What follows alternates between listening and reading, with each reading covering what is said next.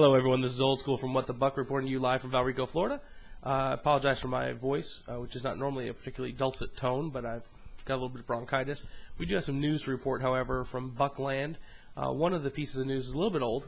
Donald Penn, who was tendered an offer, he's a restricted free agent, did in fact sign his offer, a one-year, $2.792 million contract. This is a player who did very well for us, solid left tackle, a sort of unheralded guy, came in, took over when Pettigrew fell apart again and then was dumped. Has done a good job out there, even though Jeff Garcia had a tendency to dance around quite regularly into sacks. Certainly serviceable. Donald wanted more money, but he was restricted, and now with the way this contract is structured, we can restrict him again, should we choose to, given the way the contracts are set up. So the hopes here are that with Manjurian in charge of the offensive line, we'll be able to see how this guy can develop. If he can be a stud franchise left tackle, then the guy can get the big money. If that's not the case, then we can figure out what we want to do, whether we want to go find someone else in free agency, whether we want to try and draft and build, whatever the case may be. This allows us a year to figure out what we want to do, very similar to what Antonio Bryant did. Now, rumors out of WhatTheBuc Place are that the contracts are still being negotiated now. There may be a chance to extend this long term. This was get him under contract so that he'll be at the next offseason workouts and then move forward. The same thing that they did with Antonio Bryant by franchise tagging him. They're still working on a contract for him. They don't have to sign it. There's no pressure. These guys are getting paid. They're getting paid well. And then the front office can use this time to work out a contract that's mutually acceptable to them and to the player. Now, in other news, more recent news, ESPN is reporting that the Buccaneers have come to terms with Byron Leftwich, former Jacksonville Jaguar #1 pick out of Marshall, most recently a reserve for the Steelers. He has a Super Bowl ring from the Steelers this past year. A big guy, 6'5", 250 pounds. Big problem with Byron Leftwich is he has a very slow release. Big arm.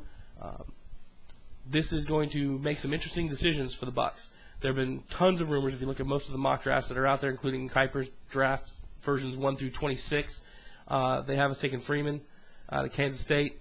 Not a big fan of that pick. Not a big fan of quarterbacks in general, high. Rarely is that a good call, in my opinion, but certainly not with Josh Freeman.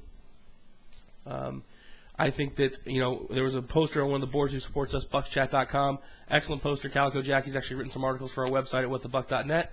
He thinks that this makes the selection of Freeman more likely because the Bucs have already said publicly they want to come to camp with 4 quarterbacks.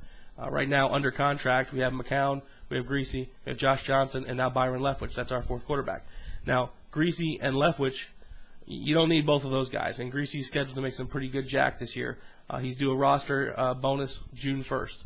Our suspicion is that he will be gone before then, which will leave us 3, which will need us to have another quarterback come in here, whether it's going to be a quote-unquote quarterback of the future or whether it's going to be a late-round pickup, we don't know. Another one of the posters over there, Talbuck, who an excellent poster as well, I believe his quote was, "We would be asshats if we did that." And I think that's a very good quote. I do not think that makes a lot of sense. I think we've got too many other needs to fill on the defensive line especially, and sprinkled across the defense, secondary, etc., to waste the pick on a quarterback when we've got the quarterback position covered sufficiently. Now, the one thing this does seem to put a death knell to is the budding rumor that we're going to be interested in Michael Vick. I'm glad that that's true. I hope that it's dead. The thought of Mike Vick playing for the Bucs really, really makes me a little bit sick. So, and not because of the dog thing. He broke the law. It's not like I'm an animal rights guy. Not that I think what he did was right, et cetera, but I just never liked the guy as a quarterback. Even if he had never had that crap, I wouldn't have wanted Michael Vick as the quarterback for the Bucs. So, recap, Donald Penn signs the 1-year offer. He should be in the next offseason activities. Byron Leftwich seems to have signed a 2-year contract with escalators such that if he actually beats Luke McCown out for the starting position, he'll make starters money. This does give some competition coming into camp. This is, of course, going to start the cavalcade of people crying about, well, they said he was going to be the starter. What does this say to Luke? What this says to Luke is you're a friggin' professional. Get in there, beat this guy out. I don't think Luke will have a problem with that. Luke has said that before. He didn't have a problem with him talking about Jay Cutler.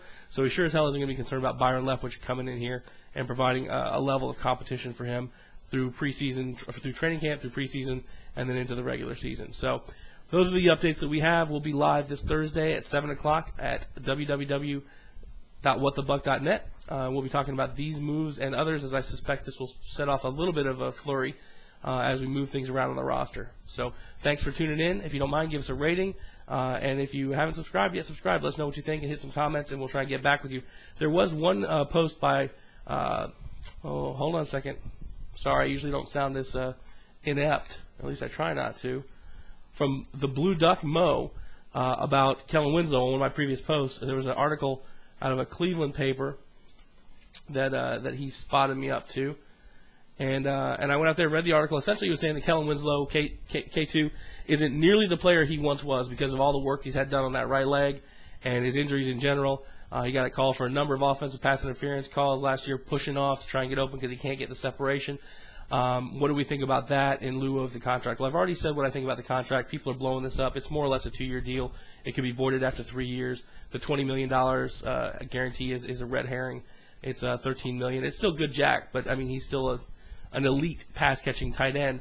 Now, our coaches, having seen K2 on the field, are giving nothing but rave reviews for his speed in and out of cuts. Now, I'm not a Browns fan, so I didn't get a chance to watch him when he did play last year. I've got feelers out to our parent network, Moohead Radio, obviously a big Browns fan up there, as well as Dog Bones. We're going to talk to Jim Giles over at Dog Bones, and we're going to talk to some other Browns fans we have across the country and get their feedback. But the contract doesn't surprise me. The article that was written here doesn't surprise me either. If I were a Cleveland person, I probably would be taking the very same angle. The blocking issue, whether he is a willing and or able blocker, in my opinion, he's a pass-catching tight end. Now, any tight end who's on the field better damn well be able to block to some degree. And if you can't, you're going to be sitting on the bench. And it's going to be a shame if we dumped all that cash on someone who has to sit out because the situational blocking that they have to accomplish, they're incapable of actually doing. But I don't think that's going to be the case. I don't think that the talent evaluation is that particularly poor from a coaching perspective on the Bucs. I may make fun of Raheem Morris for various things he does, like comments, and I'll do it again because I'm just a cheap person. He'll keep me abreast. He doesn't sound great in front of a podium, but old boy can coach, and the rest of these guys they've got on there can coach too. So I've got a pretty high level of faith in them. So Penn signed, Leftwich signed. I don't think the article from the Cleveland newspaper was particularly useful, though it may be accurate. Right, it gives you a timeline. He certainly does have an injury rep. This is going to be a situation where he has to put up or shut up on the field. And as a Bucs fan, I'm hoping he's going to put up. So that's the story. Hopefully we'll see you guys on Thursday at 7 o'clock at www.whatthebuc.net, and we'll talk to you later.